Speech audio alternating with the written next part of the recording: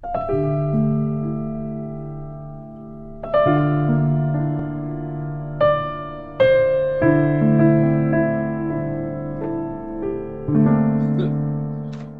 queridos alunos, hoje nós vamos dar sequência, então, aos nossos, né, aos estudos aqui propostos pela nossa revistinha, né, Coragem de Crer.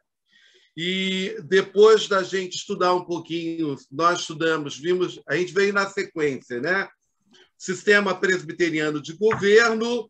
Aí o autor da lição, né, propôs uma lição sobre a reforma protestante, contextualizando o movimento presbiteriano dentro, né, da reforma, né, lá Calvino, Genebra, né, John Knox, que é aluno lá de Calvino, que estuda com Calvino, vai para a Escócia.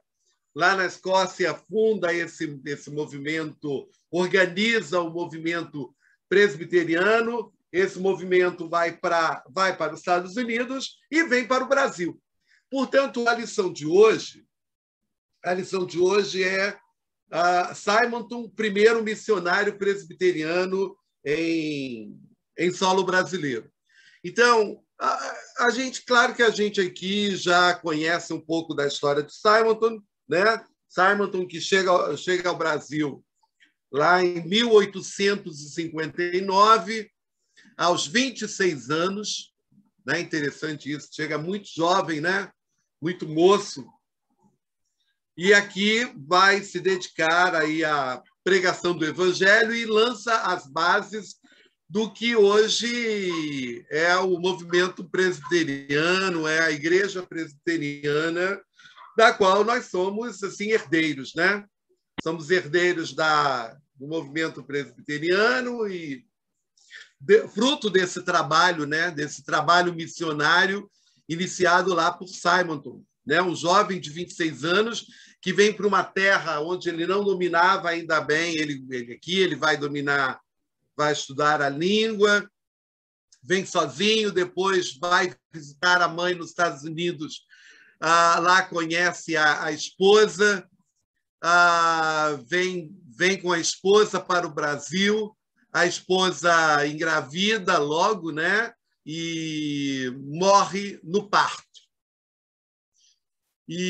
Mas ele resolve, né, num gesto assim, de muita entrega, de muito comprometimento, ele resolve ficar, ele decide ficar, embora as condições difíceis, né, da época, mas ele segue e 3 anos depois ele vem a óbito, ele morre vítima de febre amarela.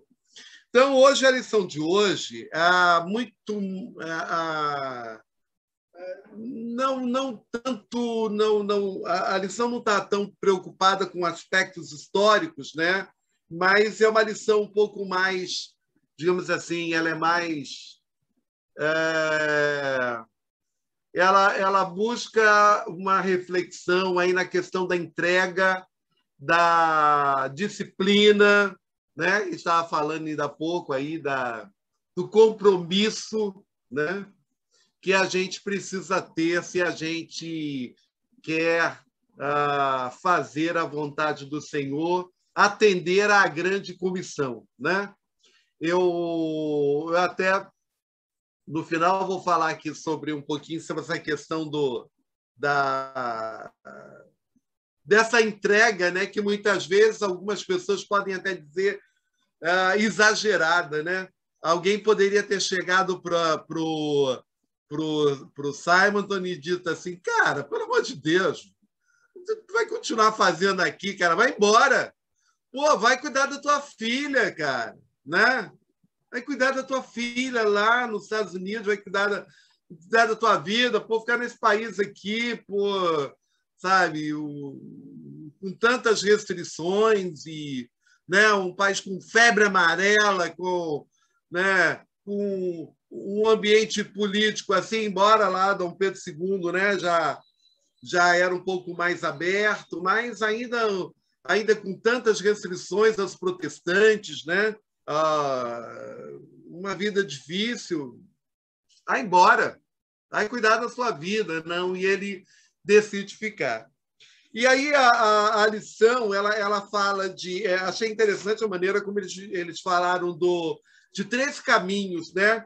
O caminho da entrega, o caminho do amor e o caminho da alegria, né? Tem que haver, da nossa parte, né? Nessa coisa desse compromisso, desse atendimento à grande comissão, né? Tem que haver da nossa parte entrega, tem que haver amor, e tem que haver alegria, né? Porque também, se não houver alegria, se você não estiver feliz, é melhor você parar, né? É melhor você ir fazer uma outra coisa, e cuidar dos seus, né? Da sua vida. Você tem que haver alegria, tem que haver contentamento no que você está fazendo para você ter energia, né? Para você se sentir bem, né? Senão, então, eu queria propor... Vira um fardo. Senão vira um fardo. Exatamente. Deus, né? Exatamente. E a palavra do Senhor fala que o seu fardo é leve, né? Então, não é para ser assim, não é para ser uma coisa penosa, uma coisa... Jesus, o texto... Gerane? Diz, Samuel. Jesus, com certeza deve ter tido alguém que tenha falado para o Simonton essas palavras que você citou, né? E eu fiquei lembrando daquele episódio em que os evangelhos narram a família, diz que sua mãe e seus irmãos foram buscá-lo para prendê-lo, né? Depois de ouvirem falar que Jesus estava sendo, lógico, perseguido pelos fariseus, na iminência de sofrer um assassinato.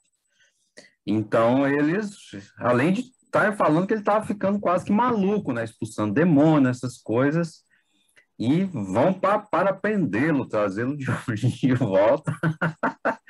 É verdade, muito né? bem lembrado, muito bem lembrado. Jesus dá aquela resposta maravilhosa, né? Quem são minha mãe e meus irmãos? Né?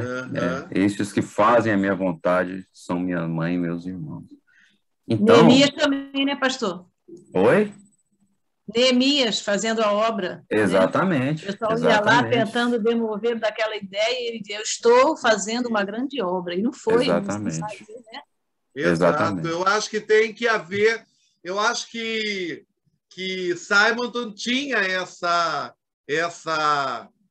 noção, né? Eu estou fazendo uma grande obra. O que eu estou fazendo é importante, né? Lá daqui a alguns anos, lá daqui a 162 anos, nós vamos ter igrejas reunidas, né? Fruto desse trabalho que eu iniciei, fruto desse evangelho, né? Dessa boa nova que eu vim anunciar, que eu vim pregar. Então, é importante que a gente... Né? Diga. Eu fico pensando assim, são propósitos de Deus mesmo, né? Na vida dele para o nosso futuro.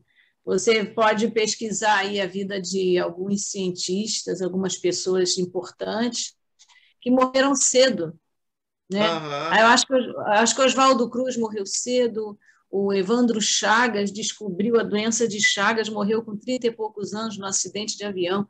É como se aquelas pessoas viessem cumprir um propósito de Deus na Terra. Uma missão específica, importante, né? E morriam cedo, né? Eu fico pensando nisso, é propósito de Deus na vida daquela pessoa para o mundo inteiro. Muita coisa boa aconteceu, né? E a pessoa vai morrer cedo, mas deixou uma coisa importante, foi usado por Deus assim intensamente. Exato. O próprio Cristo, né? Quem? O próprio Cristo, né? 33 anos de idade. Exatamente. Um jovem. Né? Fez da sua vida... tem uma... Alguém estava comentando sobre isso, né? acho que era do Snoopy, aquele amigo dele, aí que ele diz assim, um dia nós vamos morrer. Quem estava comentando isso? Foi você, Samuel, falou isso? Que ele fala assim, ele fala para o amigo dele, que eu não sei o nome, um dia a gente vai morrer. Aí ele diz assim, tudo bem, eu sei, mas nos outros dias nós vamos viver. Né? Você tem que fazer, né? Vai acontecer. Opa, muito bom, meu. Mais um aluno, que bom, graças a Deus. Que bom, bom dia, Marcos. Bom dia, meu irmão. Bom dia, que bom. Bom dia a todos aí, desculpa aí o atraso, viu? Não, importante, estamos começando. Mas aí ele diz, né? Então, nos outros dias, nós vamos viver. Então, é viver cada dia de forma a fazer valer esse presente, né? Que Deus está nos dando, né? Tornar esse presente, usufruir desse presente, né? Desta bênção que é a vida, né? Às vezes as pessoas entram em depressão e a gente, claro, tem que entender, né? Eu vivi isso na pessoa lá da minha mãe, que era uma pessoa que tinha essa doença, né? E que a gente tem que entender, muitas vezes não se trata apenas de você querer estar bem, de você, não, às vezes fisiologicamente, quimicamente, né? Você tem reações bioquímicas dentro do seu organismo que fazem com que você fique para baixo. Mas é importante que a gente valorize a vida, né? Que a gente aproveite cada minuto da maneira como aproveitou aí o nosso amigo, né? Que é o objeto da nossa lição hoje, Simonton, que viveu de forma tão eficaz os 34 anos de vida que Deus lhe deu, né? Se entregou, né? Aqui fala de entrega, ele amou o seu trabalho, né? Ele amou e esteve alegre, né? E a sua alegria fez com que ele realizasse tanta coisa como a gente vai ver hoje na lição. O texto básico desta lição está em 2 Coríntios, capítulo 8. É até interessante que seja na carta de Paulo, nessa segunda carta de Paulo aos Coríntios, que a gente sabe, a gente que teve a oportunidade de estudar, de estar no seminário, a gente sabe que, na verdade, essa provavelmente não é a segunda carta, né? A gente, só dentro desta carta aqui, desse texto da segunda epístola, né? Conforme a gente tem na nossa Bíblia, né? A gente sabe que aqui dentro desse texto da segunda epístola, né? Existe pelo menos umas 3 cartas, né? Eu até tinha anotado aqui, porque existe o que os estudiosos chamam das cartas das lágrimas, né? Que essa segunda carta, a segunda epístola de Paulo aos Coríntios. Na verdade, você tem cartas dentro desta mesma carta. E é uma coisa muito interessante, aí já que estamos em escola dominical, se você vem pelo texto, né? Vamos abrir lá. Eu acho que vale a pena a gente dar uma fugidinha, mas aí a gente vai voltar lá no texto, né? Lá na segunda... Vamos abrir lá em 2 Coríntios, na carta lá de Paulo. É interessante que lá o texto, ele vai ali, o capítulo 1º e 2º, ele, na verdade, quando chega lá no versículo 13, esse texto, as melhores... Né, e você vai ver que esse texto ele é interrompido. Se você chegar lá no versículo 13, esse versículo, esse texto, ele vai continuar lá no capítulo 7, a partir do versículo 5. Olha só, olha, deem uma olhada lá. Ah, Celso está chegando também. Ó, a segunda carta, né? 2 Coríntios. Então, o texto vem assim. Vem o capítulo 1º, vem o capítulo 2º. O capítulo 2º, ele vai até o versículo 13. Porque ele diz assim: ora, quando cheguei a Troade para pregar o evangelho de Cristo, e uma porta se me abriu no Senhor, não tive, contudo, tranquilidade no meu espírito, porque não encontrei o meu irmão Tito. Por isso, despedindo-me deles, parti para a Macedônia. Aí segue no versículo 14, diz assim: graças, porém, a Deus, que em Cristo sempre nos conduz em triunfo e por meio de nós manifesta em todo lugar a fragrância do seu conhecimento. Na verdade, isso aí é um outro texto. Na verdade, o texto lá, o versículo 13, ele continua lá no versículo 5 do capítulo 7. Vejam se não faz mais sentido. Olha só. Olha o texto. Não tive, contudo, tranquilidade. Olha o versículo 13. Não tive, contudo, tranquilidade no meu espírito, porque não encontrei o meu irmão Tito. Por isso, despedindo-me deles, parti para a Macedônia. Versículo 5 do capítulo 7.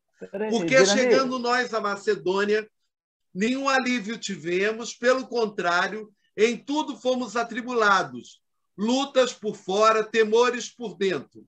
Porém, Deus nos conforta, que conforta os abatidos, nos consolou até a chegada de Tito. Na verdade, o que está aqui a partir do versículo 5 é uma continuação do versículo do texto que vinha sendo lá do capítulo 1 até o versículo 13. É que as cartas, os textos foram juntados. E na hora de organizar, alguma coisa acabou se... Não é que se perdeu. Então, por exemplo,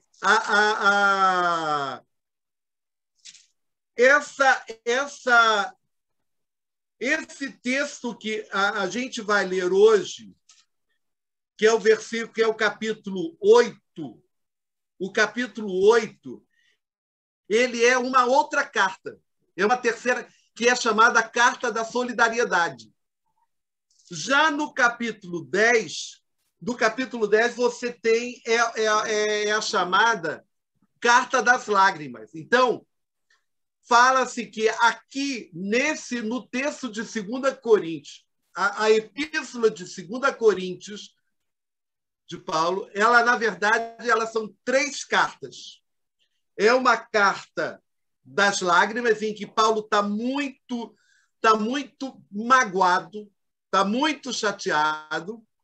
Tá? Essa carta está basicamente lá no capítulo 10 em diante. Né? Ela vai pelo menos até o versículo 21 do capítulo 12.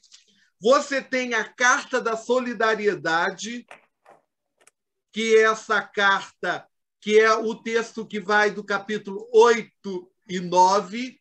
Isso aí seria, dizem os estudiosos, seria uma outra carta, é uma carta dentro da carta. E uma outra carta, uma terceira carta, que são os outros textos, né? Que vem lá do capítulo 1, vai no capítulo 2, para no versículo 13 do capítulo 2, recomeça lá no capítulo 7.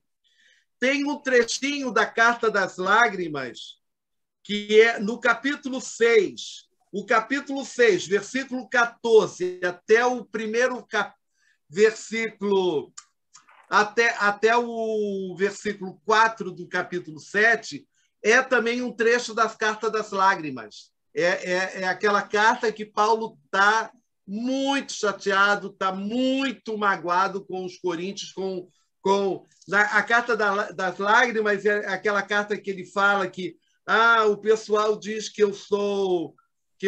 quando eu na carta, na hora que eu escrevo, eu sou ousado, mas quando eu estou presente, eu não sei me impor. E aí ele diz aqui, ó, Paulo, eu mesmo, Paulo, vos rogo pela mansidão e benignidade de Cristo, eu que, na verdade, quando presente entre vós sou humilde, mas quando ausente, ousado para convosco. E aí ele vai falar aqui, ó, lá no versículo 10, versículo 8 do capítulo 10. Porque se eu me gloriar um pouco mais a respeito da nossa autoridade, a qual o Senhor nos conferiu para edificação e não para destruição vossa, não me envergonharei, para que não pareça ser meu intuito intimidar-vos por meio de cartas. Aí, olha o versículo 10. As cartas, com efeito, dizem, são graves e fortes, mas a presença pessoal dele é fraca e a palavra desprezível. E essa carta ela é muito interessante, esse trecho, né? Que os estudiosos dizem que é a chamada Carta das Lágrimas, em que Paulo está triste, porque ele foi criticado. Neguinho está dizendo aqui, ele, quando ele está aqui, eu acho que Paulo tentava ser simpático, tentava ser uma pessoa mais, assim, né? Aquela coisa de ser conciliador, de ser, né? As cartas, com efeito, dizem, são graves e fortes, mas a presença pessoal dele é fraca e a palavra desprezível. Considere o tal isto. O que somos nas palavras por cartas, estando ausentes, tal seremos em atos quando presentes. Porque não usamos classificar-nos ou comparar-nos com alguns que se louvam a si mesmo, mas eles, medindo-se consigo mesmo e comparando-se consigo mesmo, revelam insensatez. Gente, essa carta é uma carta pastoral por excelência, né? Paulo está aqui mostrando o seu lado mais pastoral, mais, né? E ele aí sofrendo, porque ele estava sofrendo crítica, o pessoal estava criticando ele. Esse cara, quando ele vem aqui, eu acho que ele tenta ser bonzinho demais, ele tenta ser conciliador demais. Quando ele escreve de uma forma forte, mas quando está aqui é um bobão, né? E Paulo está magoado, está escrevendo. Por isso que o pessoal chama-se que essa seria Olha lá no versículo 11 o que ele diz. Quisera eu me suportasseis um pouco mais na minha loucura. Suportai-me, pois, porque zelo por vós com o zelo de Deus, visto que vos tenho preparado para vos apresentar como virgem pura a um só esposo, que é Cristo. Cara, a gente chega a dar pena de Paulo, né? E a maldade que ele estava sofrendo crítica, estava sofrendo, né? Gente, mas esse não é, as críticas a Paulo não é o assunto da lição. Lá estou eu falando demais. Eu só quero assim passar esse, depois vocês. Eu vou tentar ver se mando aí para quem se interessar mais. Só que vocês tenham a noção de que esta carta, que é chamada Segunda Epístola de Paulo, na verdade, ela não é um único texto. Na verdade, aqui você tem pelo menos 3 cartas que foram condensadas, que foram juntadas, e na hora de juntar, alguns textos até saíram, né, saíram fora da sequência, né? Como a gente viu lá, que o texto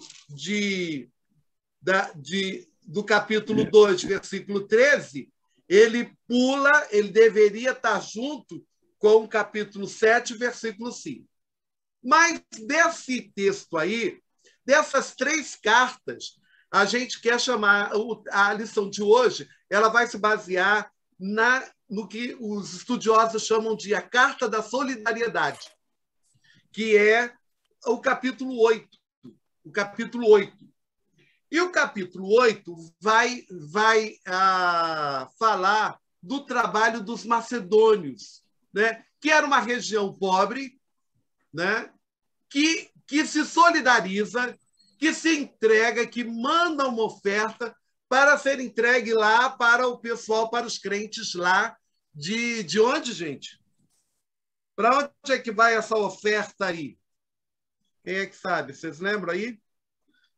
Essa oferta vai para os crentes lá de Jerusalém, né? A igreja em Jerusalém estava passando por um momento difícil. E aí Paulo está fazendo uma oferta aqui.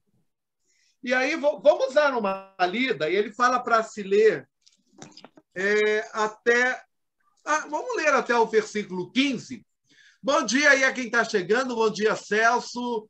Bom dia, do Carlos. Dani. Oi. Dani, sim, acho que o Marcos estava querendo falar aí já há um tempo. Tá. Desculpa, Paulo. Desculpa, Marcos. Agora que eu vi a tua mãozinha levantada. Diga, Marcos. Não, então,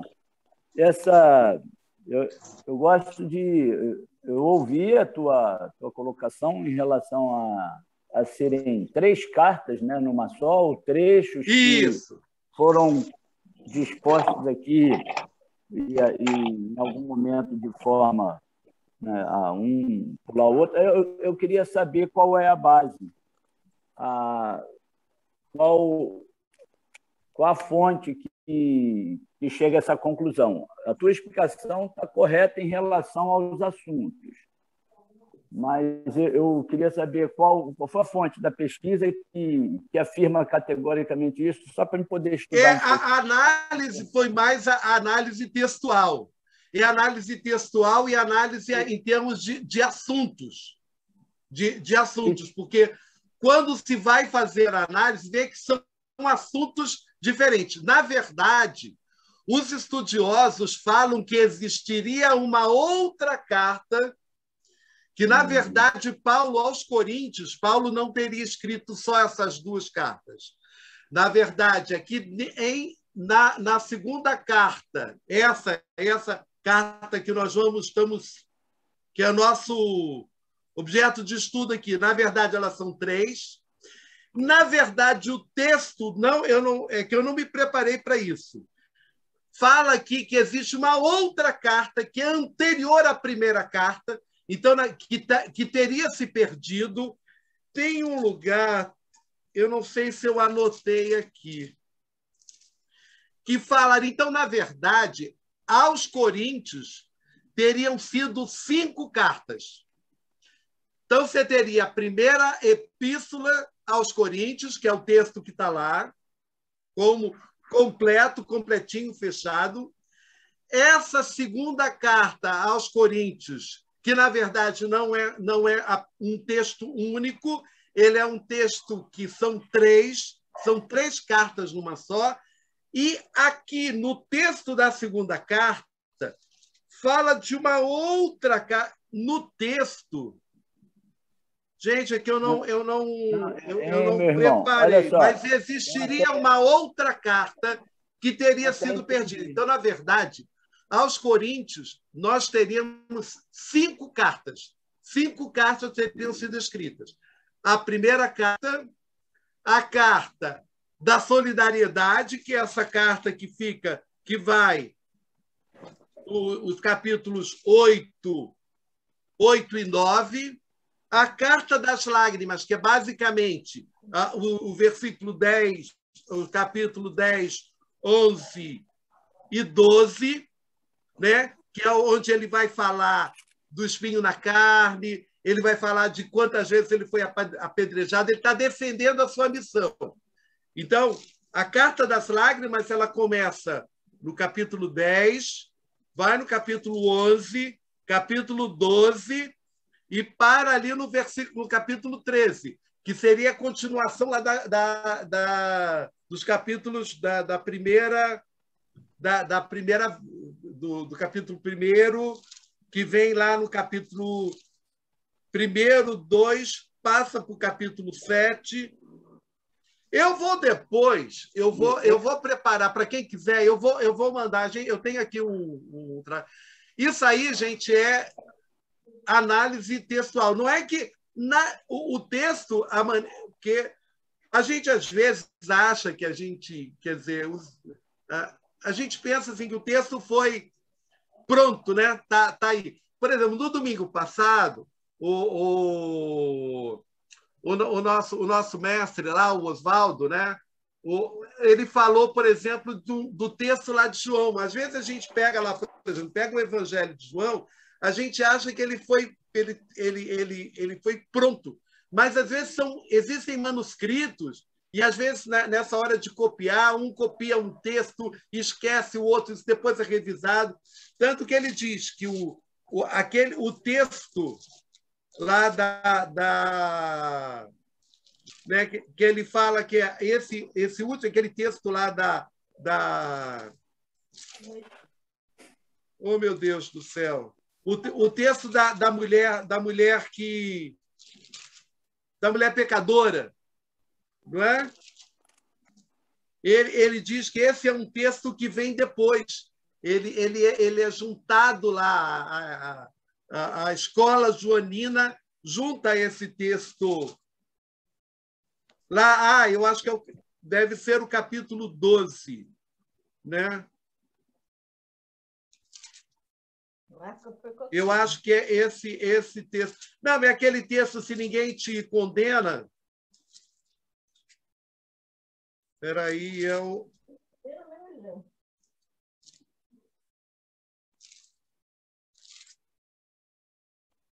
não estou achando aqui, não estou achando. Mas a ideia é essa. Eu vou preparar esse material e vou mandar aí para a gente, tá? O importante é que esse é um texto, não tem nada aqui que não seja, digamos assim, não seja canônico. Não, o material é de Paulo. A maneira como foi organizada é que na hora se juntou os vários textos para fazer um texto só, né? E esse hoje, a gente, na lição de hoje, a gente vai pegar lá o capítulo 8, que é o capítulo lá que fala da oferta das igrejas da Macedônia para os pobres da Judéia. E eles também eram uma igreja pobre, né? Era uma igreja também que tinha necessidade. Vamos abrir lá, deixa eu economizar aqui a minha voz, aqui um pouquinho. Quem é que pode ler para a gente aí? Lê você, Marcos. Você está com a Bíblia aberta? Vamos ler o texto lá. 2 Coríntios, né? 7. Capítulo 8. 8, perdão. Isso.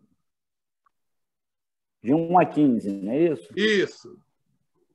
A oferta às igrejas da Macedônia para os pobres da Judéia. Isso.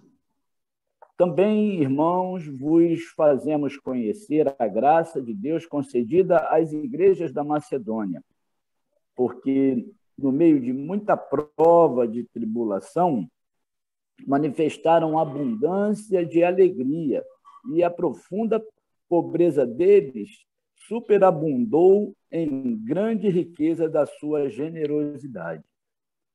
Porque eles, testemunho eu, na medida de suas posses, e mesmo acima delas, se mostraram voluntários, pedindo-nos, com muitos rogos, a graça de participarem da assistência aos santos. Isso, olha só. Era uma igreja pobre, uma igreja, né, lá o pessoal da área lá da Macedônia, era uma região pobre, e eles vão ofertar, eles estão preocupados com a situação lá do pessoal lá da igreja de Jerusalém, né? E aí eles querem participar e eles vão se dar. Isso. Pedem, eles rogam a graça de participarem dessa assistência. Isso. Olha só, vão ao encontro, né? E não somente fizeram como nós esperávamos, mas também deram-se a si mesmos, primeiro ao Senhor, depois a nós, pela vontade de Deus, o que nos levou a recomendar a Tito que, como começou, assim também complete esta graça entre vós. Como, porém, em tudo manifestais superabundância, tanto na fé e na palavra como no saber, e em todo cuidado e em nosso amor para convosco, assim também abundeis nesta graça. Não vos falo na forma de mandamento, mas para provar pela diligência de outros a sinceridade do vosso amor. Pois conheceis a graça de nosso Senhor Jesus Cristo, que, sendo rico, se fez pobre por amor de vós, para que, pela sua pobreza, vos tornasseis ricos. Isso, muito bonito, né? Essa imagem que ele faz aqui, né? Né? Verdade. Ele se fez pobre por amor de vós, para que pela sua pobreza, pela pobreza de Cristo, vós, né, igreja, se tornasse rico. Vos tornasseis ricos. E nisto dou minha opinião, pois a vós outros, que desde o ano passado principiastes não só a prática, mas também o querer, convém isto. Para que Continue. assim como... Sim. Completai agora a obra começada, para que assim como revelastes prontidão no querer, assim a leveis a termo, segundo as vossas posses.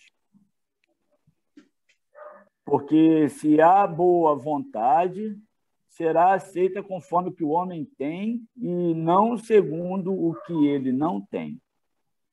Porque não é para que os outros tenham alívio e vós sobrecarga. Haja igualdade, suprindo a vossa abundância no presente a falta daqueles, de modo que a abundância daqueles venha suprir a vossa falta e assim haja igualdade. Como está colheu, não teve demais, e o que pouco não teve falta. Isso. A ideia, né, a preocupação de Paulo, né, para que as igrejas estivessem supridas em suas necessidades, né? O pessoal lá de Jerusalém estava passando por uma necessidade, né? A situação estava ruim lá na Judéia, e aí os crentes da Macedônia, que era uma região pobre, se doam nesse trabalho, nessa oferta, né? A gente vai ver aí, eles vão ser exemplos de entrega, né? Assim como Simonton foi, né? Aqui o texto eu vou compartilhar aqui, vamos ver agora se vai funcionar aqui. Vamos ler um pouquinho da nossa lição, que ele vai falar um pouquinho sobre essa questão da entrega, essa questão do amor, essa questão da alegria do dar, né? Deixa eu partilhar aqui a lição para a gente poder...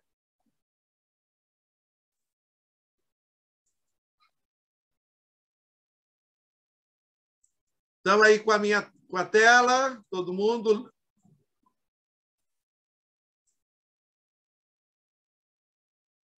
Priscila, você tá na escuta?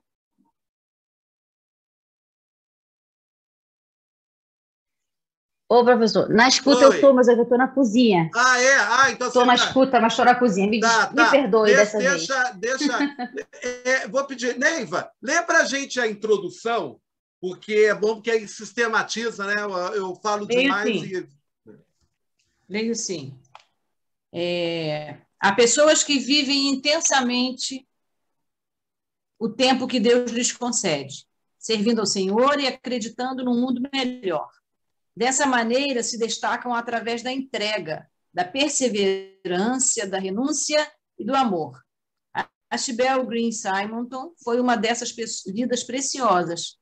Para falar um pouco a respeito do seu compromisso com Deus, comparo sua atitude de entrega referente à sua participação na missão de Deus com a atitude de entrega dos macedônios para com os pobres da Judéia, que está lá em 2 Coríntios 8, de 1 a 15, que a gente leu ainda agora, né? Ambas se configuram com ações que identificam verdadeiras vidas cristãs. Asbel Green Simonton. Asbel Green Simonton nasceu no dia 20 de janeiro de 1833, na Pensilvânia. Fez sua pública profissão de fé aos 22 anos, embora tivesse sido batizado com 5 meses de idade. Seu pai, Dr. William Simonton, era médico e político de prestígio em sua cidade, no estado da Pensilvânia, e sua mãe, Martha Snodgrass Simonton, era filha de pastor. Simonton era o caçula de uma família de 11 filhos. Perdeu seu pai quando tinha apenas 13 anos. Ainda jovem, abandonou seu curso de Direito para fazer teologia no seminário de Princeton. O caminho da entrega. Isso. Esse aí eu achei muito legal. Vamos ouvir aí. Tanto para Simonton quanto para os macedônios, havia um ponto de partida. Primeiro, eles se deram a si mesmos ao Senhor. E isso tem um significado muito importante, pois só quando a entrega do ser é que somos capazes da entrega do ter. Quem não é, não entrega o que tem, porque não entende o que tem não é dele. Em outras palavras, só quem se dá de corpo e alma ao Senhor é capaz de entregar tudo, de entregar o melhor. Gente, vamos dar só uma paradinha aqui. Eu achei muito legal essa frase, né? Esse iníciozinho aí, quando ele diz assim, né? Quem não é, não entrega o que tem, né? Porque não entende que o que tem não é dele. Em outras palavras, só quem se dá de corpo e alma ao Senhor é capaz de entregar tudo, de entregar o melhor, né? Essa consciência de que a gente canta, né? Aí, mais uma vez, eu me lembro aqui da nossa irmã Calvina, né? Dos nossos cânticos, que é quando a gente canta e mente, né? Quando a gente canta e a gente está cantando só notas musicais, né? E a gente está solfejando lá, mas a gente não está cantando com o coração, porque a gente diz assim, não sou meu, ó, não sou meu. Meu Jesus, olha, o quê? Sou todo teu. Eu não sou meu, né? Eu não me pertenço. A minha vida não é minha, né? Quer vivamos ou morramos, somos do Senhor, né? Exatamente. E é isso que ele diz aqui, né? Em outras palavras, só quem se dá de corpo e alma ao Senhor é capaz de entregar tudo, de entregar o melhor. Vamos lá. A tia Meire está chegando. Isso aí, graças a Deus. Bom dia, tia Meire. Mais um pouquinho. Vamos lá. Continua. Os irmãos da Macedônia não se sentiam dignos de contribuir, de participar da obra de Deus, mas tamanha era a vontade de participar que eles pediam que essa possibilidade lhes fosse criada pela graça de Deus. Ou seja, que Deus lhes concedesse a graça de servir, pedindo-nos com muitos rogos a graça de participarem da assistência dos santos. 2 Coríntios 8:4. Na manhã do dia 18 de junho de 1859, quando embarcou para o Brasil, escreveu em seu diário. Alguém já leu aqui o diário de Simonton? Não, deve ser muito legal. Já eu falo... Eu tenho, se alguém quiser, eu posso emprestar. É muito bom, viu? Como ele escreveu em seu diário. Estou só. Sinto agora, pela primeira vez, a realidade que havia frequentemente antecipado com temor. No dia 12 de agosto de 1859, na Baía de Guanabara, após 50 dias de viagem num navio mercante, escreveu em seu diário. Já me desfiz da indumentária marítima. Dei-a ao camareiro, que me prestou bons serviços na viagem. Estou pronto para o desembarque. Como disse alguém, de fato, ele se desfez muito mais do que a sua roupa de viagem. Ele se desfez do conforto e segurança do seu lar materno para se gastar e deixar-se gastar na espinhosa e gloriosa missão que abraçou. Anunciar ao povo brasileiro que Jesus Cristo é o único Senhor e Salvador. A atitude de Simonton, antes de tudo, foi a de entrega da própria vida, para que assim tivesse o privilégio de ser usado na obra, por Deus na obra. Isso, então, olha, desse primeiro momento aí da lição, né, a gente tá falando desse caminho da entrega, né? Esse despojamento que deve haver por parte de todo aquele que se dispõe a obedecer à grande comissão, à ordem que nos foi dada, né? Ide, portanto, fazeis discípulos, batizando-os em meu nome, né? Há uma ordem que nos foi dada e a gente só vai cumprir essa ordem se a gente entender que, no primeiro momento, a gente tem que se entregar. Tem que haver entrega, né? A gente tem que estar convencido, né? Isso é que eu achei muito legal lá no texto, né? Ele diz assim, quando diz lá no versículo 5, lá do capítulo 8, que o Marcos leu, né? E não somente fizeram como nós esperávamos, mas também deram-se a si mesmo primeiro ao Senhor, depois a nós. Então, tem que haver essa conversão, né? Tem que haver para que haja essa entrega, você tem que entender, né? Pois só quando a entrega do ser é que somos capazes da entrega do ter. Quem não é, não entrega o que tem. Diga-se. Lembrei daquele versículo. Entrega o teu caminho ao Senhor, confia nele e o mais ele fará. Isso. Né? Primeiro a entrega e o resto ele vai conduzir. Conduz. Marcos, você pediu a palavra, Marcos? Não, é porque eu vi a mãozinha aqui. Eu retirei a mãozinha, porque eu esqueci. Tá. Ela desapareceu aí, desapareceu? Então, olha só, desapareceu. Então, veja, lá no diário ele está escrevendo, né? Ele já me desfiz, estou pronto para o desembarque, né? E alguém vai e diz assim, né? Ele se desfez muito mais do que a sua roupa de viagem. Ele se desfez do conforto e segurança do seu lar materno para se gastar e se deixar gastar na espinhosa e gloriosa missão que abraçou. Vamos continuar, porque agora vai falar sobre o caminho do amor, né? A importância do amor nessa história. Marcos, você que é o nosso leitor aí, você pode ler para a gente o caminho do amor? Glória, vamos lá. Só consegue entregar, contribuir, quem, pela graça de Deus, aprendeu a amar. Paulo diz que aquele gesto dos macedônios provava a sinceridade do amor que eles possuíam. Capítulo 8, versículo 8. É possível entregar, contribuir sem amor, mas é impossível amar sem entregar, sem contribuir.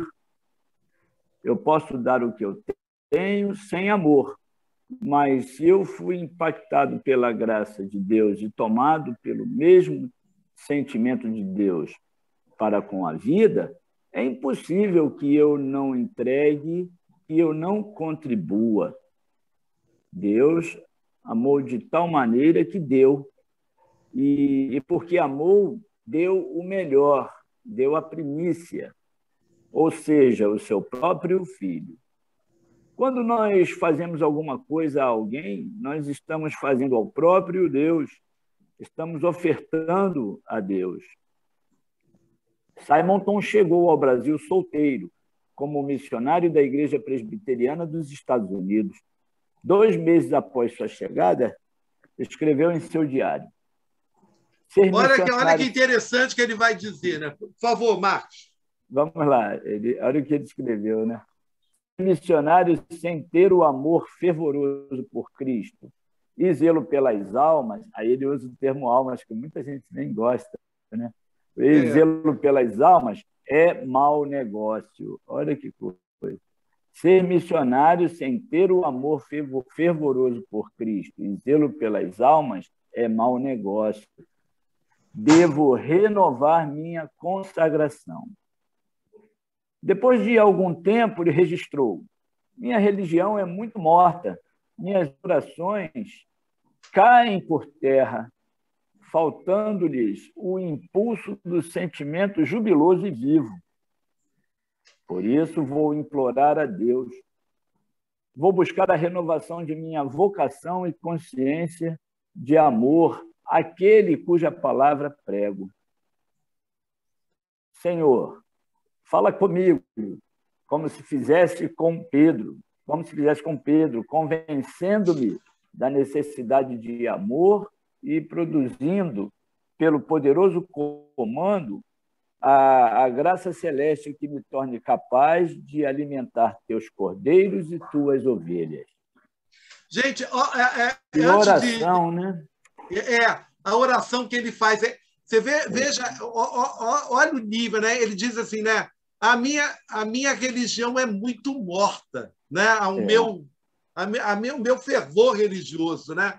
Minhas orações caem por terra, faltando-lhes o impulso do sentimento jubiloso e vivo.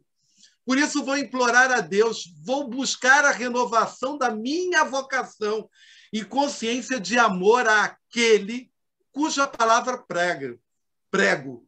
Senhor, fala comigo como fizestes com Pedro, convencendo-me da necessidade de amor e produzindo pelo poderoso comando a graça celeste que me torne capaz de alimentar teus cordeiros e tuas ovelhas. Ele está se referindo àquele texto, Pedro, tu me amas? Pedro, tu me amas? Apacenta minhas ovelhas. E aí, o mais interessante, gente, o mais incrível dessa história é o que vai acontecer. Olha só, continua, por favor, lá, o que vai acontecer na sequência da história dele.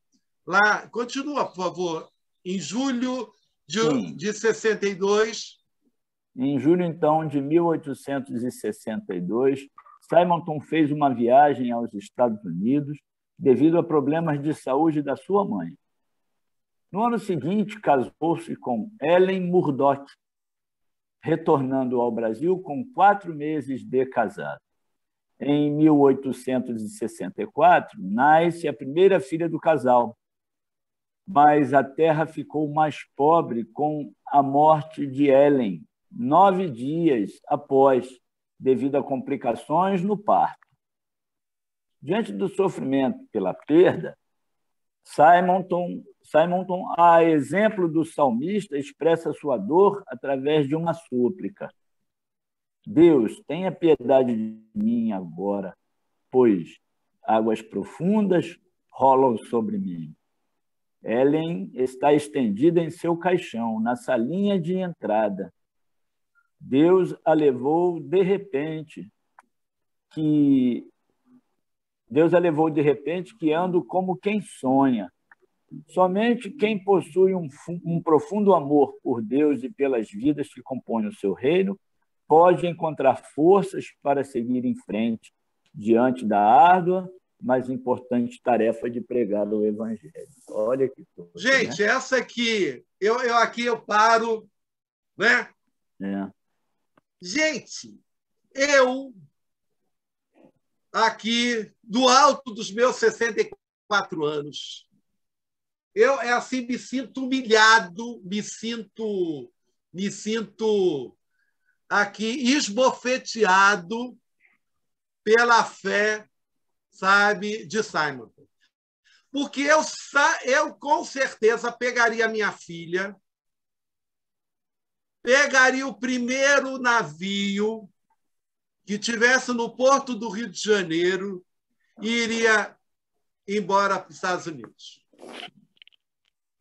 Você vê um cara que se entrega de uma maneira tão, né, tão linda, né? E ele faz: Senhor, fala comigo, né? Como fizeste com Pedro, convencendo-me da necessidade de amor e produzindo pelo poderoso comando a graça celeste que me torne capaz de alimentar teus cordeiros e tuas ovelhas. Eu acho que Deus realmente falou com ele, porque ele permanece, gente. Ele fica no Brasil, ele vai. A história diz que ele leva a filha aos Estados Unidos para ficar lá com a família dele, mas ele volta. Deus efetivamente falou com ele. Falou com ele e, né, eu fico imaginando, até tem um filminho que fizeram, né, mas eu não acho que ia ser longo, aí fizeram, né, ele está triste, a Ellen está na sala, tá na casinha onde eles moravam, né? O caixão está lá, Ellen está lá morta, e ele está, sabe, Ellen está estendida em seu caixão na salinha da entrada. Deus a levou de repente, guiando como quem sonha. Só muito amor, só realmente alguém que foi convencido pelo Espírito Santo, né? Alguém que sofreu esse impacto, né? E a gente diz, o Senhor realmente falou com ele, porque ele diz assim: Senhor, fala comigo como fizestes com Pedro, convencendo-me da necessidade de amor e produzindo, pelo poderoso comando, a graça celeste que me torne capaz de alimentar teus cordeiros e tuas ovelhas. Né? Vamos continuar na leitura, né? O caminho da alegria, né? Que está aqui no texto, né? Quem é que pode continuar? Samuel, você pode continuar lendo aí? O caminho da alegria. Sim. Apesar das lutas, a vida cristã é marcada pela alegria do serviço. Segundo Paulo, os macedônios manifestaram abundância de alegria. Não há nada mais belo do que contribuir com alegria. O texto de 2 Coríntios 9, 7 registra: Deus ama a quem dá com alegria. Não por obrigação, por mandamento, não como fardo, não para receber alguma coisa em troca, mas com alegria. É por isso que todas as vezes que era chamado a contribuir, o povo de Israel fazia uma grande festa. Essa também deve ser a nossa atitude, ou seja, porque fomos alcançados pela graça de Deus, por amor, participarmos das coisas de Deus com alegria. Vidas permeadas pela alegria de servir deixam registradas na história as marcas do compromisso com a promoção da vida. Se não levarmos em conta o período de 1 ano e 4 meses que passou nos Estados Unidos, Simonton viveu apenas 7 anos no Brasil, mas o suficiente para, junto à sua equipe, deixar marcas na história do protestantismo brasileiro através de ações expressivas, como, por exemplo, a fundação de uma igreja no Rio de Janeiro, a fundação do primeiro jornal evangélico do Brasil, Imprensa Evangélica, a organização do primeiro presbitério do Rio de Janeiro, a fundação do primeiro seminário teológico no Rio de Janeiro.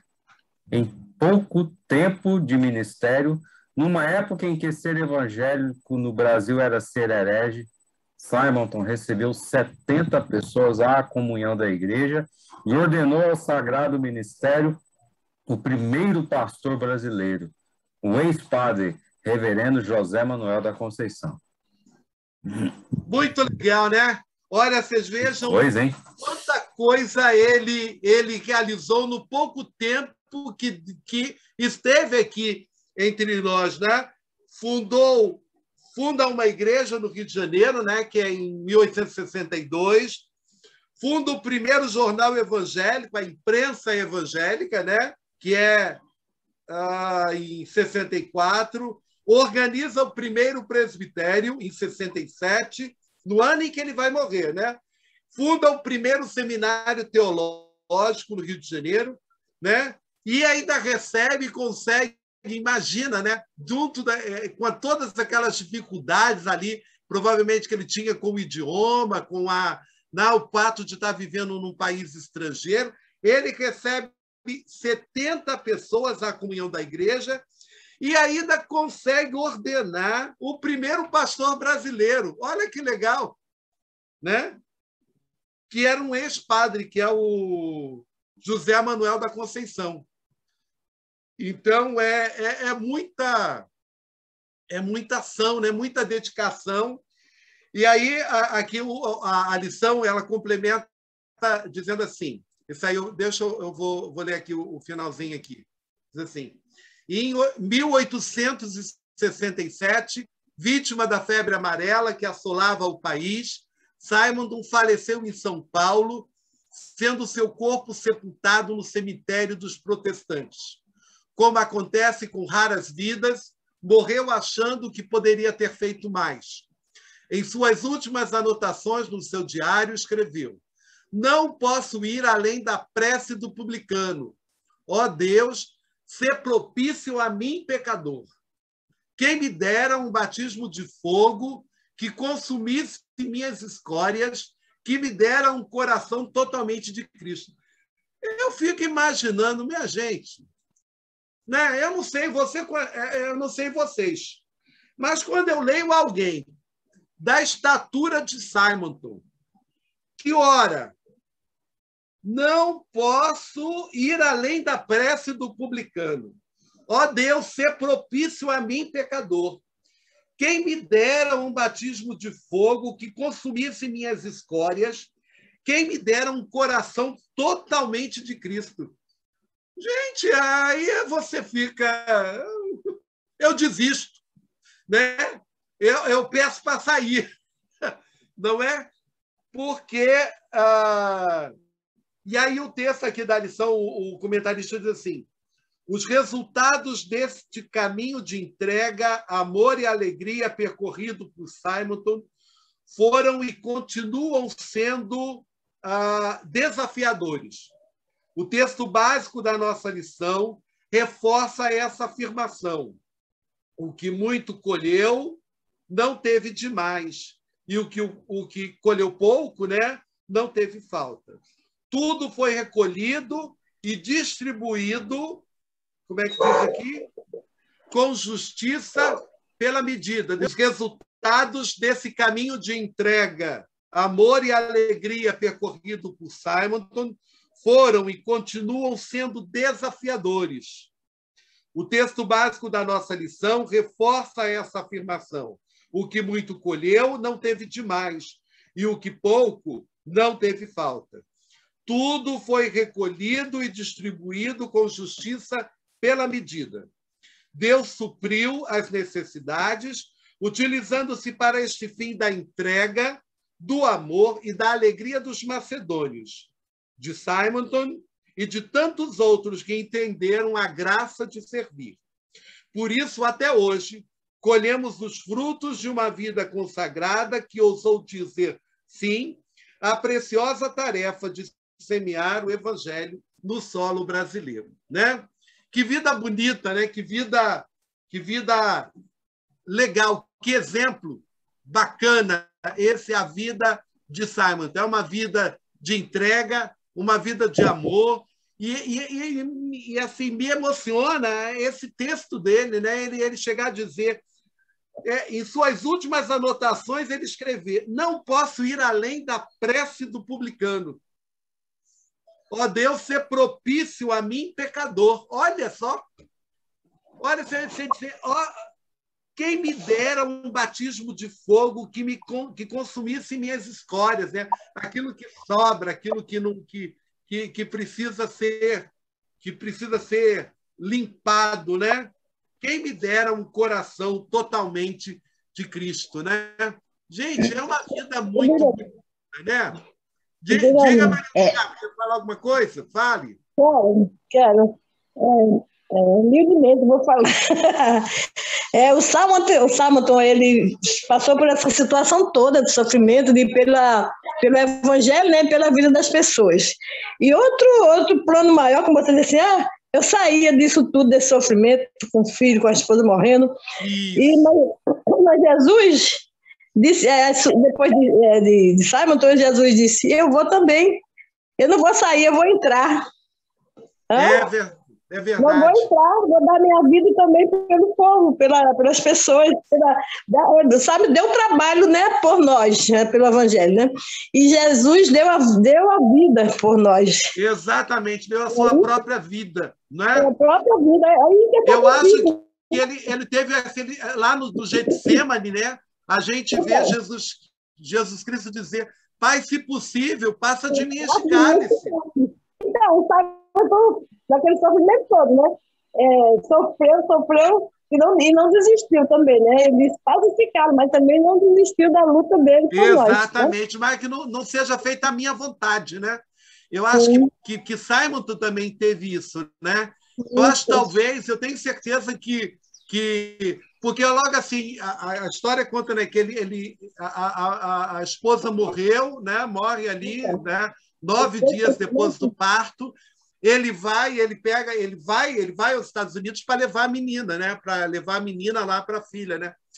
Eu acho, eu não sei, não li isso, mas eu imagino que ele deve ter hesitado, né? Ele deve ter, imagina, lá no conforto da sua casa, vivendo. Passa de mim esse cara também, né, dessa volta, né? Mas... Exatamente. Talvez ele tenha feito isso, né? Quem sabe ele não pensou: ó Senhor, passa de mim esse cálice, mas ele sentia o desejo, né? O amor, né? Professor. Diga, Priscila. Sim. É uma vida de dedicação, né? E me vem a palavra subserviência, né? Isso, exatamente. Você está realmente a serviço, né? Você ter recebido uma missão, você ter recebido uma tarefa e você dá conta dela. Eu queria falar, gente, olha, já são 11h25. Eu queria que vocês me dessem mais 10, 15 minutinhos. Eu quero apresentar. Eu já apresentei isso, eu acho que eu já apresentei. Eu tinha feito um trabalho lá no seminário e eu queria apresentar de novo ele, porque ele tem tudo a ver, né? Ele tem tudo a ver com o que a gente está comentando aqui. Eu vou passar aqui.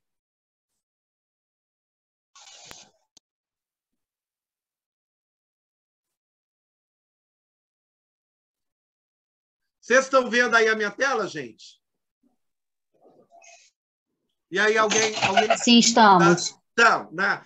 Eu queria falar daquele texto, mais uma vez, trazer aqui para vocês o texto lá daquela mulher que entra lá onde Jesus Cristo estava, lá na casa lá de Marta, né?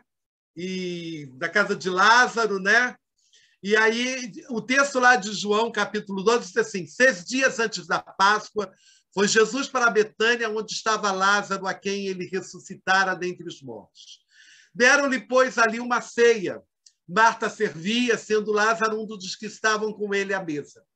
Então, Maria, tomando uma libra de bálsamo de nardo puro, muito precioso, ungiu os pés de Jesus e os enxugou com seus cabelos. E encheu-se toda a casa com o perfume do bálsamo. Mas Judas Iscariotes, um dos seus discípulos, aquele que estava para o trair, disse: ora, por que não se vendeu esse perfume por 300 denários e não se deu aos pobres? Esse mesmo texto lá, conforme a leitura de João, né?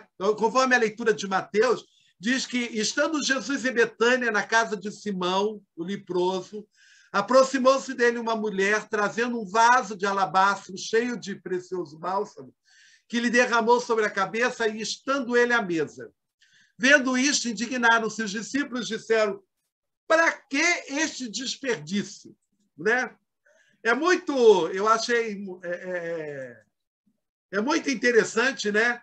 Que eu acho que muita gente pode ter, talvez lá os amigos lá de Simonton, lá quando ele chegou lá nos Estados Unidos com a filha, deve ter dito para ele assim: Simonton, meu amigo, para que tu vai voltar para lá, Simonton? Para quê? Para que esse exagero, cara? Você já não fez um trabalho lá? Né? Você já não foi lá, já não não falou do Evangelho, já pregou o Evangelho para algumas pessoas. Volta para lá, não, cara, para que esse exagero, né? E aí a gente fala que ouve falar, através da palavra do Senhor, desse gesto belíssimo de amor, né? Maria, com o seu gesto, aponta para o plano de salvação, né?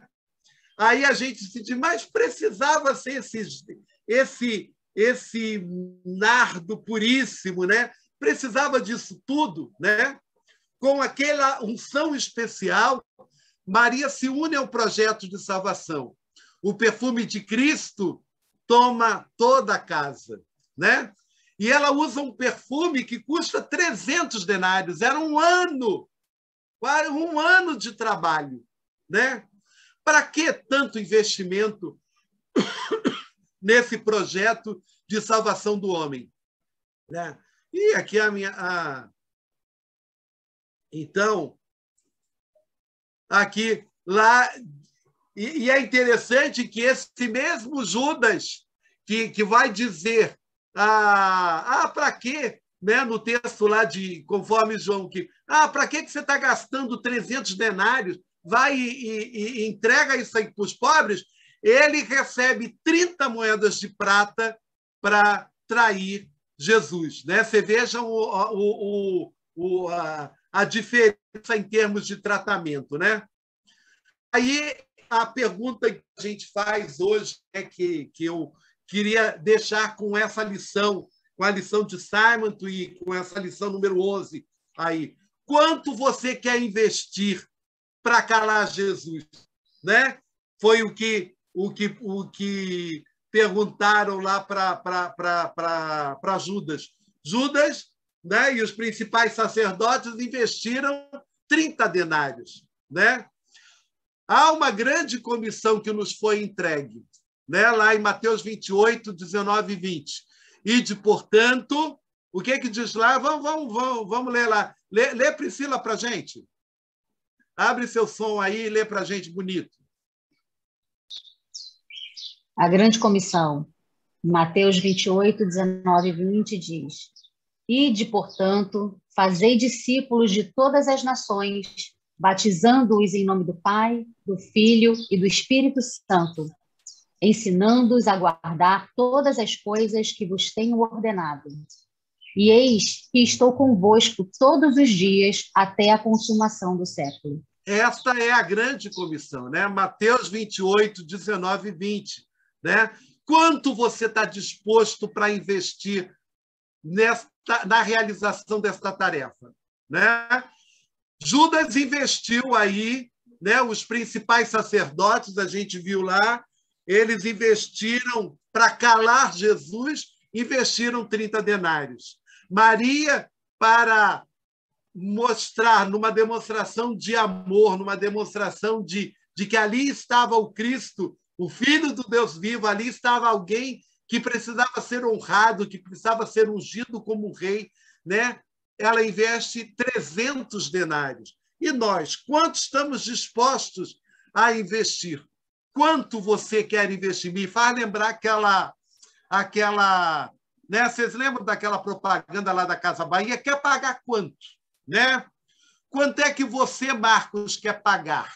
Quanto é que você, Maria do Carmo, quer investir? Quanto é que nós estamos dispostos a investir para realizar essa missão que o Senhor nos entregou, né? Maria investiu lá 300 denários para declarar para todo mundo naquela que ali estava o rei, ali estava o Senhor, ali estava o Kyrios, né? Nós temos os nossos limites, né? A gente acha que tudo se resolve, né? Muitas vezes com dinheiro, né? Porque ali voltando a falar de pão, né? A gente falou tanto de pão, falou tanto desse, né? Como é que nós iremos lá naquele texto lá da multiplicação dos pães, né? Os discípulos dizem: mas como é que nós vamos arranjar dinheiro? Como é que nós vamos arranjar 200 denários para dar alimento para esse povo todo, né? Como é que a gente vai arranjar? E aí a gente pensa nos nossos limites, né? Como é que eu vou arranjar tempo? Como é que eu vou arranjar recursos? Né? Como é que eu vou arranjar condições de realizar essa comissão? Gente, é muita coisa. É muito que eu tenho, né?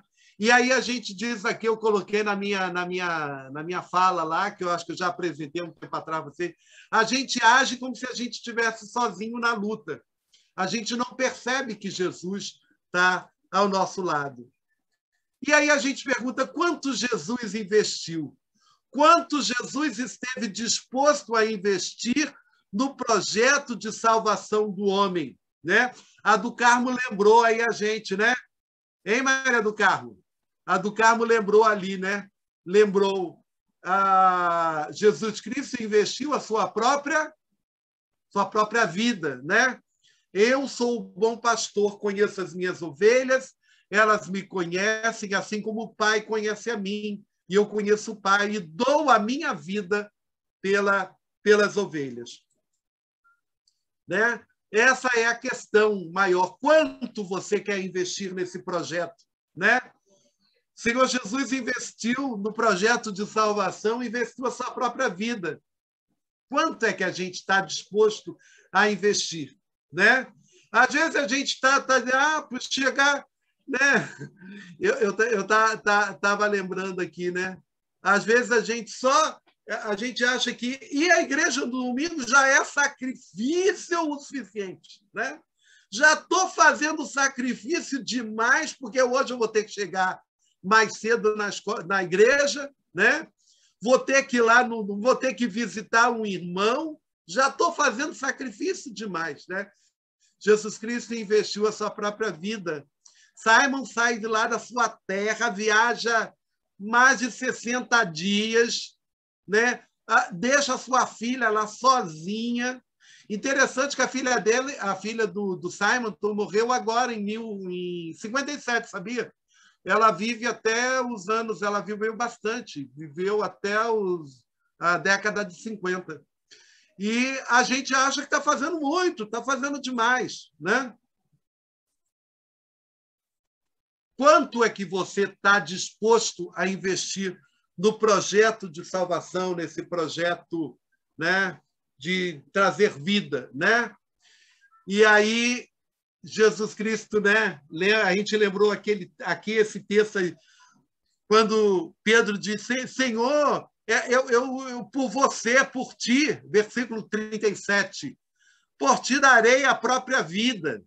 Aí responde Jesus, darás a vida por mim?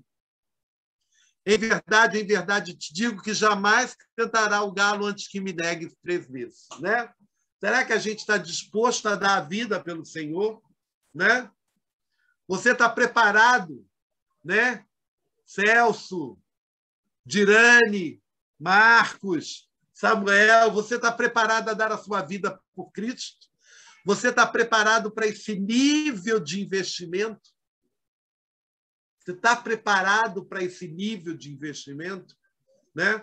Aí a gente lembra, já terminando, aí já estamos finalizando, a gente lembra de novo esse texto, que foi o texto que, né, quando Simonton ora aqui, que ele diz assim, né? Que ele diz lá, Senhor, fala comigo, como fizestes com Pedro, convencendo-me da necessidade de amor e produzindo pelo poderoso comando a graça celeste, que me torne capaz de alimentar teus cordeiros e tuas ovelhas. Vamos dar uma relida aí nesse texto? Vou pedir a Priscila, lê para a gente de novo. Lê esse texto aí de João 21, 15 a 17. Depois de terem comido, Jesus perguntou a Simão Pedro, Simão, filho de João, você me ama mais do que esses outros me amam? Ele respondeu, sim, o Senhor sabe que eu amo. Jesus lhe disse, apacente os meus cordeiros. Jesus perguntou pela segunda vez, Simão, filho de João, você me ama? Ele respondeu, sim, o Senhor sabe que eu amo. Jesus lhe disse, pastorei as minhas ovelhas. E pela terceira vez, Jesus lhe perguntou, Simão, filho de João, você me ama? Pedro ficou triste por Jesus ter perguntado pela terceira vez, você me ama? E respondeu, o Senhor sabe todas as coisas. Sabe que eu amo. Paciente as minhas ovelhas. Isso. É interessante, eu coloquei aqui.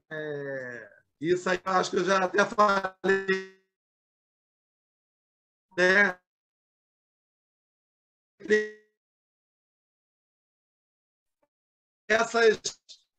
Esse texto, ele em o que a gente leu, é em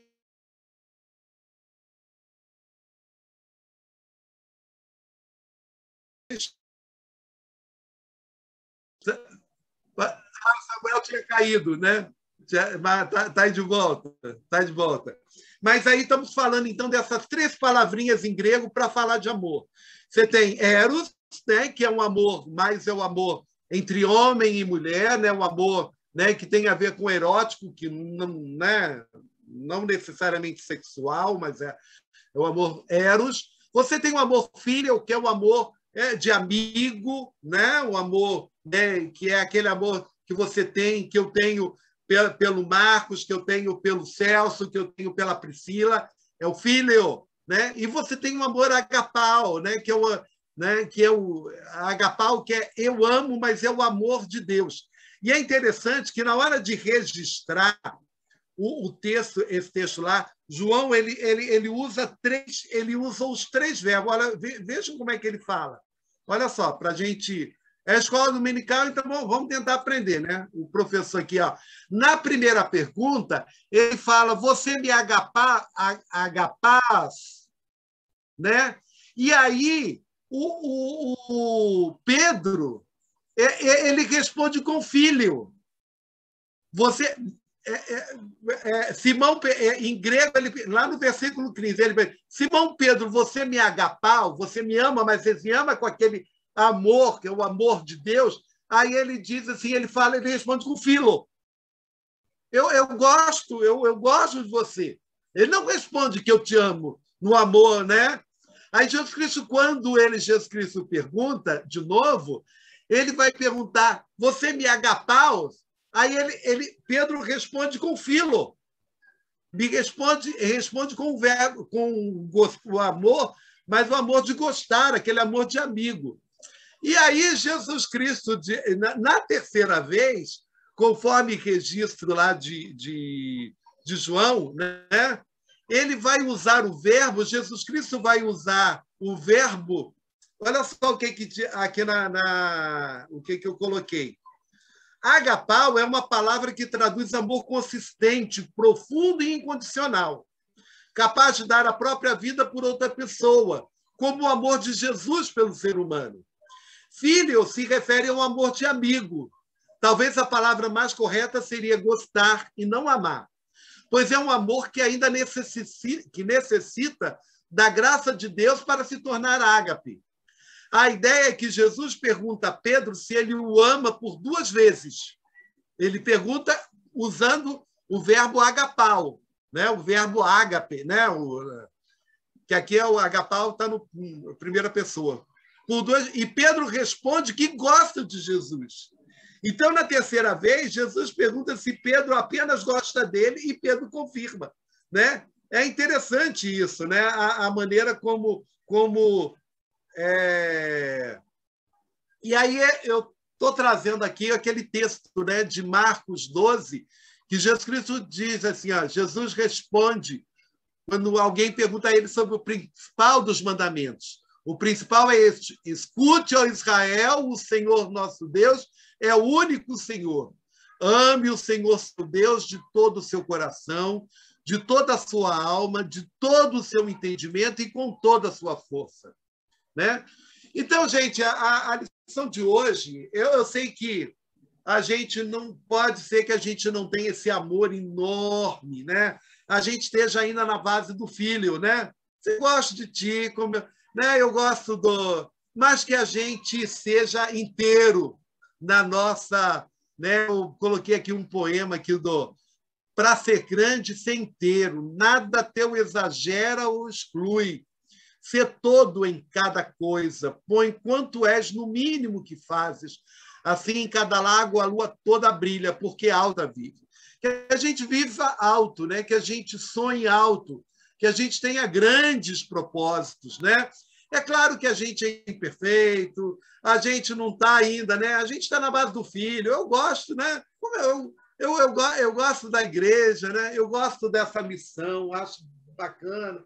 Mas ainda, Senhor, está tão difícil. O meu investimento ainda não dá para ser tamanho, né? Como foi o investimento de Jesus Cristo, que deu a sua própria vida, né? Talvez não esteja do tamanho do investimento que Simonton fez, que outros fizeram, né? Deixando sua casa, sua vida, ir lá para um lugar distante, né?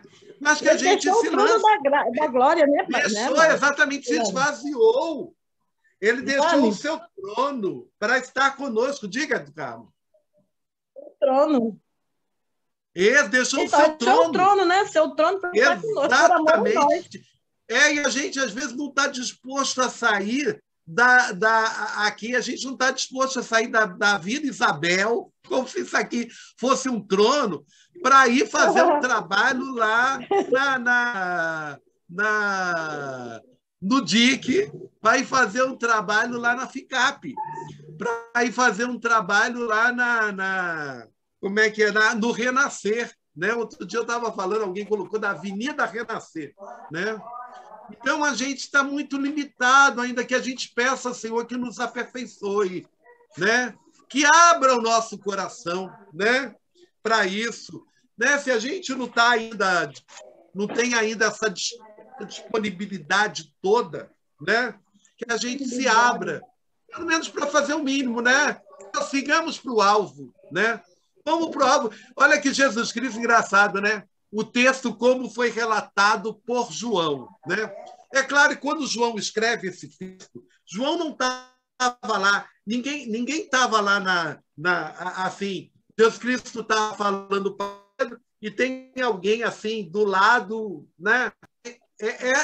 Isso é como essa história foi passada anos e anos e anos depois. O texto de João é um dos últimos textos, né? Dos evangelhos a ser escrito.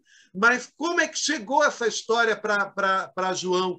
E João fala dessa diferença, né? Jesus Cristo, você me ama com esse amor divino, esse amor incondicional, né? Pergunta duas vezes, depois Jesus Cristo chega, né? Não, eu sei que esse cara, esse é o cara que me traiu, esse é o cara que disse que ia dar a vida por mim, mas acabou me negando. Né? Você pelo menos me filho, né? Você pelo menos gosta de mim, Pedro, né? Talvez Jesus Cristo esteja perguntando, Ney, você pelo menos você gosta de mim, né?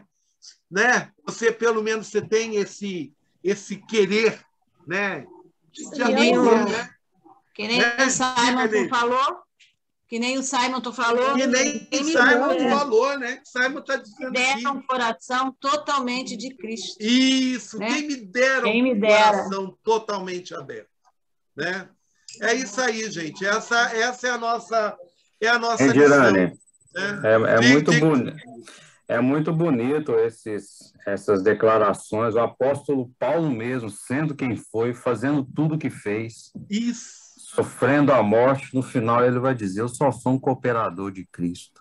Coisa bonita. Né? Isso. Eu sou só um cooperador. Exatamente. Lá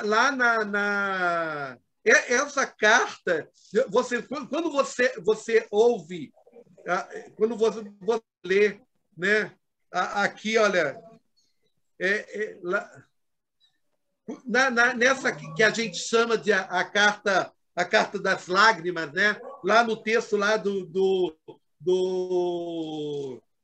em que Paulo está defendendo sua autoridade apostólica, né? Em que ele está enfrentando lá a língua lá do pessoal lá dos coríntios, né? Que estavam lá criticando ele, dizendo que ele não tinha. Esse cara, tudo melhor que ele escreve muito forte, ele escreve com autoridade, mas quando ele chega aqui é um bobão, parece não se impõe, é um cara que não mostra. Aí ele lá ele vai defendendo, ele diz assim, ó, esse que vocês estão dizendo assim, olha só o que 2 Coríntios 11, versículo 23. Aí ele está dizendo assim, vocês estão falando aí de outro, eles são ministros de Cristo? Eu ainda muito mais sou. Olha só. Eu ainda muito mais, em trabalho muito mais em prisões, em açoites sem medida, em perigos de morte muitas vezes. Olha, gente, aí ele está escrevendo na carta dizendo para o pessoal, olha, 5 vezes recebi dos judeus uma quarentena de açoites menos 1, né? Porque você não podia dar mais, passar de 40, então eles sempre davam 39, né? Fui 3 vezes fustigado com varas, uma vez fui apedrejado, em naufrágio 3 vezes, passei uma noite e um dia na voragem do mar, naufragado, em jornadas muitas vezes em perigos de rios, em perigos de salteadores, em perigos entre patrícios, em perigos entre gentios, em perigos na cidade, em perigos no deserto, em perigos no mar, em perigo entre falsos irmãos, em trabalhos e fadigas, em vigílias, muitas vezes, em fome e sede, em jejum, muitas vezes, em frio e nudez. Além das coisas exteriores, olha, ele era um pastor, olha só, além das coisas exteriores, há o que pesa sobre mim diariamente. O que pesava sobre ele diariamente? O que ele diz que pesa sobre ele? A preocupação com todas as igrejas. Isso, a preocupação com todas as igrejas. Quem enfraquece, que também eu não me enfraqueça. Né? Quem se escandaliza, que eu também não me inflame. Se eu tenho, e eu digo, né? E ele diz aqui, se eu tenho que gloriar-me, gloriar-me-ei no que diz respeito à minha fraqueza. O Deus e Pai do Senhor Jesus, que é eternamente bendito, sabe que não minto. Em Damasco, o governador preposto do rei Aretas montou guarda na cidade de Damascenos para me prender. Mas, num grande cesto, me desceram por uma janela da muralha abaixo e assim me livrei das mãos. Né? Se é necessário que me glorie, ainda que não me convém, passarei as visões e revelação do Senhor. É interessante esse... Até vem agora um texto que é interessante, que ele fala de alguém que foi arrebatado, né? Conheço um homem em Cristo que há 14 anos foi arrebatado até o terceiro ano. Esse aqui é um texto que é fonte de especulações teológicas. Hein, Marcos? Você que gosta, esse versículo 2 aqui é um versículo que dá muito, né? Lá no seminário, esse é um texto para muito estudo. Mas ele está mostrando aqui, gente, olha, aí você vê um cara como Paulo, né? Que sofreu, que se deu tanto, e ainda se diz, né? Convém que Cristo cresça e que eu diminua, né? Eu não sou nada, né? E aí ele está sendo criticado, o pessoal de Corinto, aquele povo, né? Aquela igreja lá, que merecia, né? Uma boa inspiração mesmo, né? Porque você vê uma igreja que está criticando o pastor, está criticando o pobre do Paulo, coitado, ele fazendo, né? Tá. Vou fazer aqui. Tá, fiz. Então, tá, voltou para mim, né? Então é isso aí, gente. Nós precisamos já tão. Essa era 11h53. Vamos terminar. Vamos fazer uma oração, né? Gente, domingo que vem. Diga alguém quer. Fala, Marcos. Deixa eu fazer um pedido. A gente é importante demais. Você fez várias perguntas aí, né? Confrontando a nossa fraqueza, assim, né? Como Simonton e muitos outros, a gente também se considera fraco e se considera incompetente na obra do Senhor, muitas das vezes até relapsos, né? Na obra, negligente. Mas eu achei interessante que a gente podia depois criar um fórum, porque eu sei que agora não vai dar, para discutir em classe, que está lá no final da lição de hoje. E tem 2 perguntinhas, ele diz assim: de que maneira as atitudes dos macedônios e de Simonton pode nos desafiar, porque eu reconhecer, agora, quando essas ações que nós acabamos de aprender, né, de ter consciência, não vou nem falar de aprender, porque muitas das vezes a gente já sabe disso aqui. Isso, exatamente. Agora é aquela contrário. história a lição sabemos de cor, só nos resta aprender. Verdade. Porque eu digo assim, você aprender uma coisa é um estado. Você ter consciência desta coisa é outro estado, né? Outro Exato. nível, né, de entendimento. Então, de que maneira essas atitudes podem nos desafiar na preciosa tarefa de expansão do Reino de Deus? Você citou aí, de repente, sair daí e ir lá para Jardim América. Eu digo para você, com experiência própria, que eu conheço essa comunidade de Jardim América toda, aqueles becos, eu sei onde estão as igrejas, sei onde estão as bocas de fumo. Tem boca de fumo do lado da porta da igreja. Tem igreja de esquina que tem um ponto de venda movimentadíssimo. Conheço isso aí como a palma da minha mão. Digo para você, tem muita igreja. E, às vezes, a gente não precisa sair de onde nós estamos para ir... Sim, né? sem dúvida. E sim, orar ao Senhor, pedir e perguntar: Senhor, para onde eu devo ir? Aí Paulo mandou ele... Né? Como é que foi aí? Né? Paulo decidiu: eu acho que eu vou dar um passeio lá na Macedônia. Não. Não foi. Teve uma ordem. Está tudo bem, eu estou muito tranquilo, vou dar uma voltinha por lá. Não foi. Agora, assim, às vezes a solução para esses questionamentos estão do nosso lado, estão à nossa frente, a gente não sabe, a gente está tão pertinho de nós, né? E a gente fica achando que é o que eu acho. Da casa, Marcos. Marcos. Isso, às vezes eu não evangelizo dentro da própria casa. Sim. É verdade. Sim. Às vezes a própria casa não evangeliza. É verdade. Concordo com você, está certo. E aí é o primeiro, né? Mas a gente está falando aqui... primeiro seu, né? ID, a Bíblia nos diz primeiro os seus. A Bíblia nos diz primeiro os seus. Depois também, que você vai fazer lá fora. Não tem uma passagem que fala isso? Primeiro seu, primeiro de casa. Depois que você vai... Se você não tem condições de evangelizar na própria casa, imagina lá fora. Educar, minha irmã, com bastante amor. Muitas das vezes, você, dentro da casa, você já esgotou seus recursos. Se você ficar esperando que os de casa se convertam ou que eles recebam a tua palavra... Você não dá prosseguimento. Você levar a palavra. Não precisa você converter. Você levando a palavra, você alimentou. Agora jogou a semente. Se a semente for boa, não dá. Isso. Então, feito isso... Você jogou a semente em casa.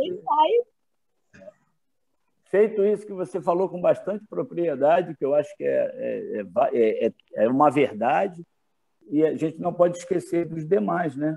E, assim, não que eu cumpri essa missão aqui, não, eu posso fazer conquistar. Aí sim, agora é como a história dos círculos concêntricos, né? Eu vou fazer primeiro no local, depois vou fazer regional, depois eu vou... sempre o que eu posso, que está ao alcance, seguindo sempre a orientação daquele que nos chamou, né, para essa verdadeira luz. Agora, olha só que interessante. Aí a pergunta número 2, ele está perguntando, né? Em que pode nos desafiar? E a pergunta número 2, quem não entrega o que tem? O que esta afirmação tem a ver com o atual contexto da atuação protestante no Brasil? Ele está falando da atuação e, em particular, da IBU do Brasil. Isso, muito interessante a maneira como ele... Não é? A maneira como ele organiza, né? Quem não é, não entrega o que tem, né? Porque lá no primeiro tópico, né, falou de você precisa ser para entregar o que você tem, né? Sim. Se você não é crente mesmo, se você não está afirmado, você tem dificuldade, você não vai entregar, né? Eu lembro sempre daquela música, né, que diz assim, sabe lá o que é não ter e ter que ter para dar. Se você não tem, né, como é que você vai entregar? Né? Como é que você vai falar de fé? Como é que você vai falar de um mundo novo se você não tem essa certeza, né? Você não está firme, né? Não está você não vivendo tem essa... esse mundo novo, né? Não está vivendo esse mundo novo, exatamente. Muito bem. Não está vivendo então, esse mundo novo. Essas duas perguntas aqui, né? E a segunda tem 2 desdobramentos. Está falando, né, do nosso contexto atual, como das ações protestantes no Brasil, e está falando, em particular, da denominação que nós... Isso. Nós eles aqui, como é uma revista, né? Como é uma revista preparada pela IPI, tanto que no domingo que vem... domingo que vem a gente vai ter professor novo, né, Samuel? É o domingo que vem o Longini? Exatamente. Então, domingo que vem, a gente vai ter uma aula especial, uma aula extra. Depois da aula do professor e pastor Longini, a gente vai voltar aqui para a lição 12, só que a gente não vai falar. Eles aqui, na lição, como está na revista, eles dão um enfoque sobre a história da Igreja Presbiteriana Independente. O que eu pretendo, assim, de repente, a gente até podia... Vamos ver se a gente convida... Já pesquei, amado mestre. Pois é. Traz pra nossa... A gente vai... Isso. Vamos trazer para a nossa realidade. Né? Para a nossa... Isso. Cortar da carne, né? A gente tem que ver o que é a nossa história e o que é a nossa realidade. Eu acho que vale a pena a gente ver um pouquinho sobre isso. Que já é essa pergunta aí da pergunta 2, né? Porque, olha só, você falou uma coisa certa. A nossa história. Exatamente. A nossa história, a minha história, a história do Marco, como é que ela está sendo contada, né? Eu acho que é importante a gente refletir sobre isso.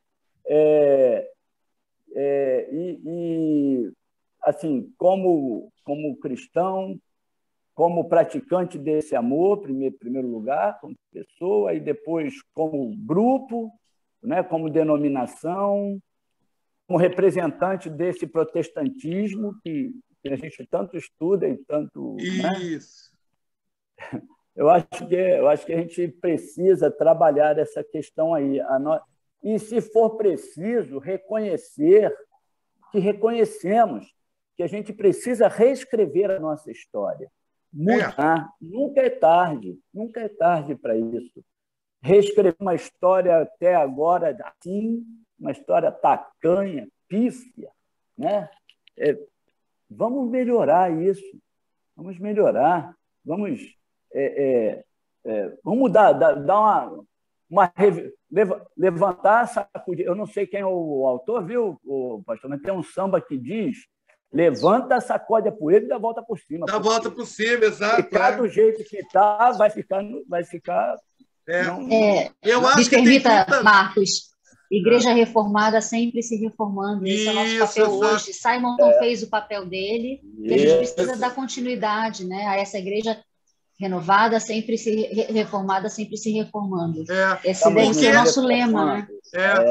Porque a gente tem nós somos herdeiros de uma história que a gente não pode negar, né? Não podemos negar essa história. Eu sou a gente, né, quando fazer o doce. Diga do Carlos. Vou dizer assim, só um minutinho do Carlos, que aí eu vou parar, eu já vou fechar aqui o som. Se nós não estamos nos reformando, estamos nos deformando. Exato. Parei agora aqui. Não, a gente tem que fazer essa, né? Nós estamos essa semana a gente comemorou, né? Vimos o culto ontem, foi até divulgado, né? São 43 anos de história da Ipu, né? E aí sempre quando a gente faz aniversário, a gente se faz uma revisão, né? Onde é que a gente nasceu tão animado, né? Foi, né? O que que faltou? O que está faltando para essa caminhada continuar vitoriosa, né? Onde é que a gente foi, né? Quais foram os nossos erros e nossos acertos? Porque nós não tivemos só erros, tivemos muitos acertos, né? A gente nasce como uma igreja que quer acertar, porque a gente se fez igreja porque a gente achava que a gente estava vivendo um momento de muitos erros. Havia erros, né, onde a gente estava. Então, essa é uma... Olha, dá a lição daqui a 2 domingos, né? Vamos ver se a gente fala um pouquinho, hein, Samuel? Eu queria... Né, eu lá no seminário estamos nessa em missiologia, a gente está falando sobre mandato cultural. Essa é uma coisa que talvez tenha tido impacto na nossa história como igreja. Né? Você que é o aniversariante, né? Vamos, hora para a gente terminar, né? E que a gente esteja juntos mais uma vez. Amém. Querido Deus, muito obrigado, ó Pai, pelos ensinamentos que tivemos aqui, pelos ensinos. Obrigado, ó Pai, por conhecermos mais sobre a história, Deus, destes que nos antecederam e que nos inspiram, ó Pai, na caminhada. Como diz o apóstolo Paulo, estamos cercados de grandes testemunhos e diante deles, ó Pai, queremos honrar a tradição no sentido de que eles, ó Pai, foram servos do Senhor e nós também queremos ser. Quão gratificante é saber da dedicação, do empenho e do compromisso de Simon.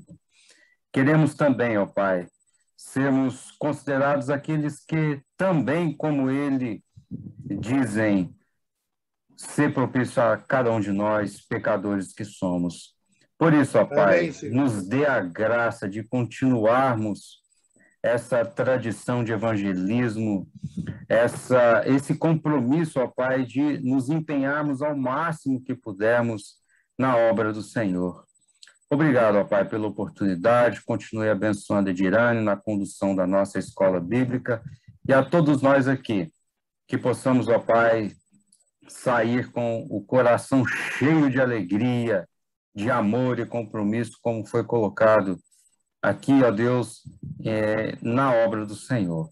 Nos abençoe, dê-nos uma tarde repleta de alegrias e como também um culto abençoado logo mais à noite, onde estaremos celebrando a ceia do Senhor.